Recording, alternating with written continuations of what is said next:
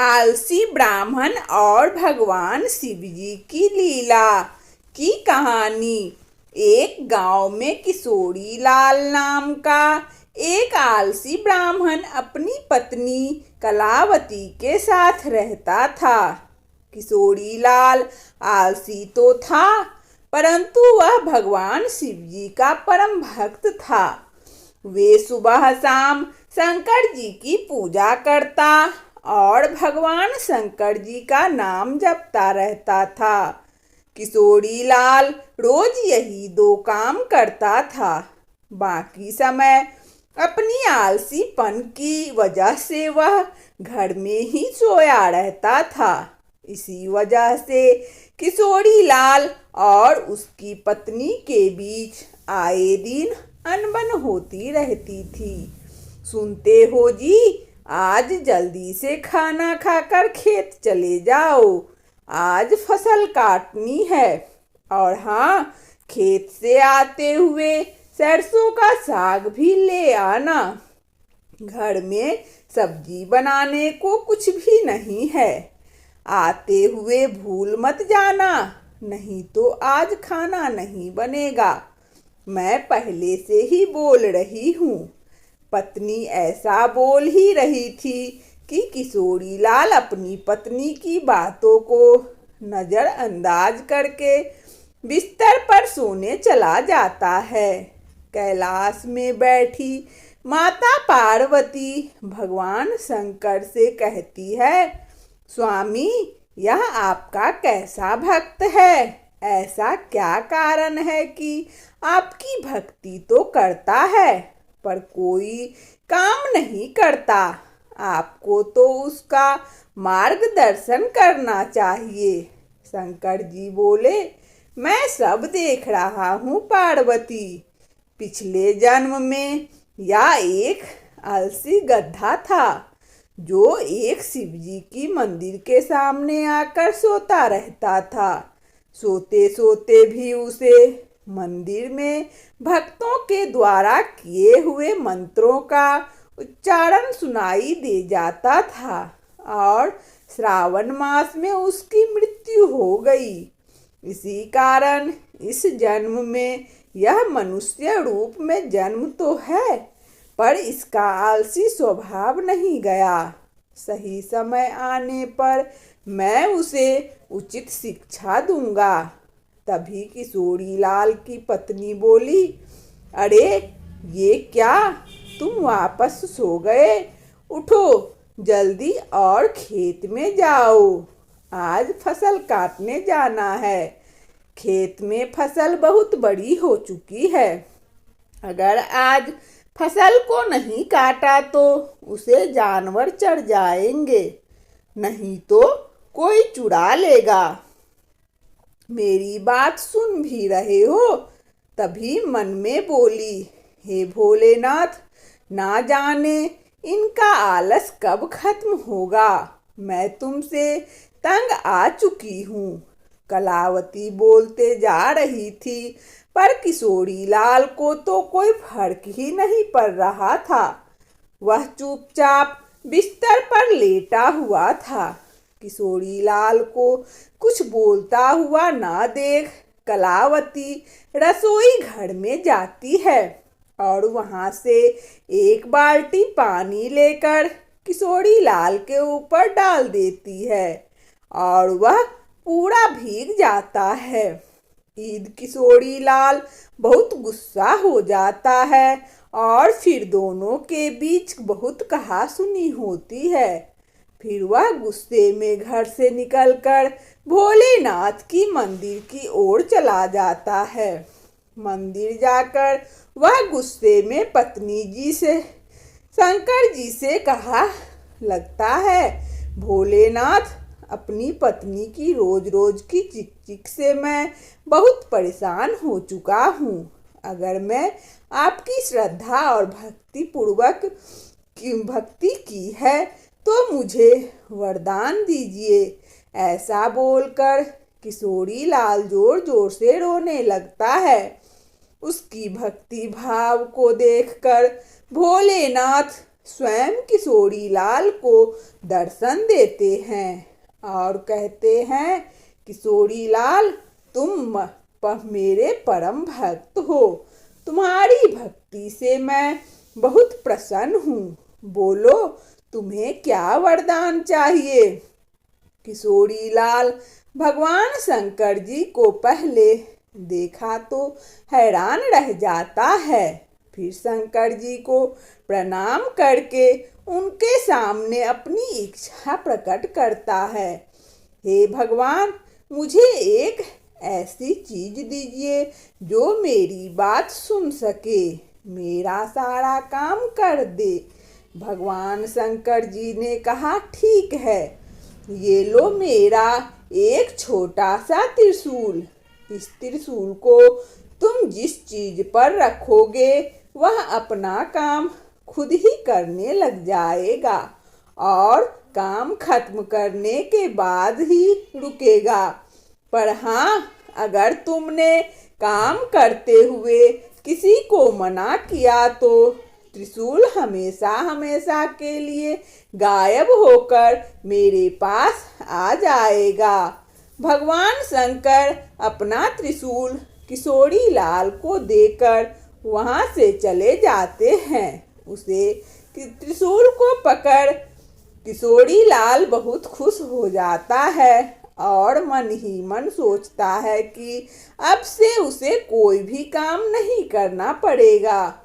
फिर वह त्रिशूल लेकर घर जाता है, बताता है और अपनी पत्नी को शंकर भगवान के दिए हुए वरदान के बारे में। ऐसे कुछ दिन गुजर जाते हैं। किशोरी लाल उस त्रिशूल को पाकर बहुत खुश था। उसे उस दिन से कुछ भी काम नहीं करना पड़ता था। मैं जिस भी चीज पर उसे त्रिशूल को रख देता, वह चीज अपने आप ही काम करने लगता। ऐसे ही एक दिन किशोरी लाल को चाय पीना था। उसे चाय के बर्तन में त्रिशूल रखा और बोला, मुझे एक कप चाय बना दो। यह बोलते ही चाय का पतीली में अपने आप ही दूध, चीनी और चाय की पत्ती डल जाती है और फिर उसको एक साथ उबाल कर एक कप चाय बनकर उसके सामने आ जाती है। इसी तरह वह हर काम में शंकर भगवान की दी हुई त्रिशूल का इस्तेमाल करता। घास में पानी देना होता तो त्रिशूल से अपने पानी देने वाली पाइप को छूकर पाइप को कहता, पाइप, यह बाल्टी पानी अपने आप से इन फूलों पर डाल दो। पाइप को यह काम बोलकर किशोरी लाल घर के अंदर सोने चला जाता है और उसके सोते ही लाइट चली जाती है। लाइट चली जाने के कारण पंखा बंद हो जाता है, पर किशोरी लाल बिना चिंता करते हुए वह अपने हाथ पंखे को कहता है, पंखा, मुझे गर्मी लग रही है। जब तक लाइट न आए तो मुझे इस पंखे से हवा करो। किशोरी लाल के कहे अनुसार हाथ पंखा बिना देर किए हुए हवा करने लग जाता है और जैसे लाइट आती है तो हाथ पंखा बंद हो जाता है। इस तरह वह अपने हाथ से बिना कुछ काम किए बड़ी आसानी से सारे काम को कर लेता है। फिर एक दिन किशोरी लाल को भूख लगी और अच्छे अच्छे पकवान खाने का मन में ही बोलने लगा। कैसा होता है अगर खाना भी अपने आप ही मुंह में आ जाए, मुझे हाथ का भी इस्तेमाल ना करना पड़े और मैं आसानी से खाना भी खा लूँगा। यह सोचकर वह खाली पेट पर त्रिशूल रखकर बोला, अच्छे अच्छे पकवान मेरे मुंह में अपने आप आ जाओ। ऐसा कहते ही प्लेट से तरह तरह के पकवान निकलकर किशोरी लाल के मुंह में जाने लगे। तरह तरह की मिठाई, नई नई स्वाद, पकवान और बिना रुके अपने आप ही उसके मुंह में जाने लगे और वह बड़े मजे से उन्हें खाकर आनंद ले रहा था। पर ये मजा कुछ देर तक का ही था। थोड़ी देर में किशोरी लाल का पेट भर गया और वह खा नहीं पा रहा था। पर खाना था कि रुकने का नाम ही नहीं दे रहा था। प्लेट से भिन्न भिन्न प्रकार के व्यंजन निकलकर उसके मुंह में जा रहे थे। यह देखकर किशोरी लाल परेशान हो गया। वह जैसी खाने को मना करने जा रहा था तो उसे भगवान शंकर की बात याद आई कि अगर वह काम करती हुई त्रिशूल को मना करता है तो उसका वरदान हमेशा हमेशा के लिए समाप्त हो जाएगा। यह सब सोचते हुए वह चिल्लाने लगा। उसके चिल्लाने की आवाज़ सुनकर उसकी पत्नी रसोई घर से बाहर आती है। हाँ, और किशोरी लाल को देखकर हैरान हो जाती है। फिर किशोरी लाल से उसकी पत्नी खाने को रोकने के लिए बोलता है, पर वह शंकर भगवान की दिए हुए वरदान को नष्ट करना नहीं चाहता था। पर आखिरकार उसे बोलना पड़ा, रुक जाओ, खाना वाना आना रुक जाओ। पर उसके साथ भगवान शंकर की दी हुई वह त्रिशूल भी गायब हो गई। किशोरी लाल त्रिशूल को अपने पास ना देखकर बहुत दुखी हुआ, पर अब वह कुछ भी नहीं कर सकता था। शंकर भगवान का दिया हुआ वरदान को उसे खुद ही समाप्त कर दिया था।